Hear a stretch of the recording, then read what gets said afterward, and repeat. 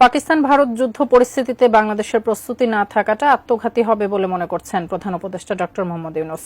তাই বিমান বাহিনীর অনুষ্ঠানে সকল সদস্যকে এ ব্যাপারে প্রস্তুত থাকার নির্দেশ দিয়েছেন তিনি। দুপুরে কুর্মিটোলায় বিমান বাহিনীর বার্ষিক মহড়া দেখে তিনি বলেন, দেশের স্বাধীনতা এবং সার্বভৌমত্বের প্রতি যে কোনো চ্যালেঞ্জ মোকাবেলায় আধুনিক এবং সদা প্রস্তুত বাহিনী গড়তে সব ধরনের সহযোগিতা দেবে সরকার।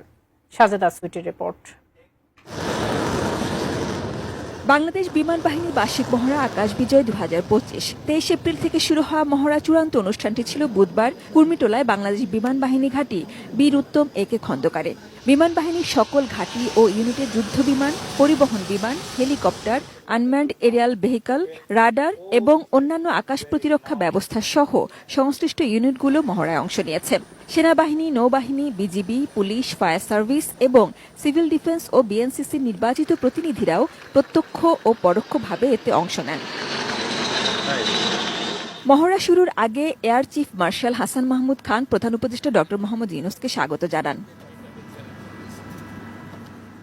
মহড়া দেখে নিজের সন্তুষ্টি জানিয়ে প্রধান উপদেষ্টা পারিপার্শ্বিক যুদ্ধ পরিস্থিতিতে সবসময় নিজেদের প্রস্তুত রাখার নির্দেশ দেন। আমাদেরই কাছে ভারত পাকিস্তান যুদ্ধ হই হই অবস্থার মধ্যে রয়ে গেছে। তো কাজেই এই পরিস্থিতির মধ্যে প্রস্তুতি না নেওয়াটা আত্মঘাতী, এবং প্রস্তুতি নিতে হলে আধা আধি প্রস্তুতির কোনো জায়গা নেই।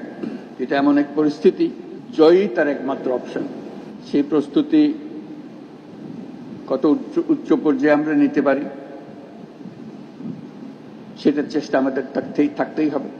সব মশার বিরুদ্ধে সুরক্ষা দিতে এলো বসুন্ধরা এক্সট্রিম অ্যারোসল, মশার বিরুদ্ধে এক্সট্রিম সুরক্ষা। বিমান বাহিনীতে ভবিষ্যতে অত্যাধুনিক যুদ্ধ বিমান সহ যুগোপযোগী সংযোজনে সব ধরনের সহযোগিতার আশ্বাস দেন প্রধান উপদেষ্টা। সদস্যদের নির্দেশ দেন ক্ষমতা, দক্ষতা অর্জন এবং পেশাগত ও কারিগরি সক্ষমতা বাড়ানোর ব্যাপারে মনোযোগী হতে। দেশের সার্বভৌমত্ব ও স্বাধীনতার প্রতি যে কোনো চ্যালেঞ্জ মোকাবেলায় একটি আধুনিক ও সদা প্রস্তুত বিমান বাহিনী গড়ে তোলার লক্ষ্যে আমাদের প্রচেষ্টা অব্যাহত থাকবে। দেশের স্বার্থে সবাইকে ঐক্যবদ্ধ থাকতে এবং জনগণের আস্থা অটুট রাখতে বাহিনীর সদস্যদের প্রতি আহ্বান জানান ডক্টর মোহাম্মদ ইউনূস। আমাদের সকলের ঐক্যবদ্ধ প্রচেষ্টায় আমরা একটা নিরাপদ, উন্নত ও শক্তিশালী বাংলাদেশ গড়ে তুলব ইনশাআল্লাহ। Sajida Sweety, ATN news, Dhaka.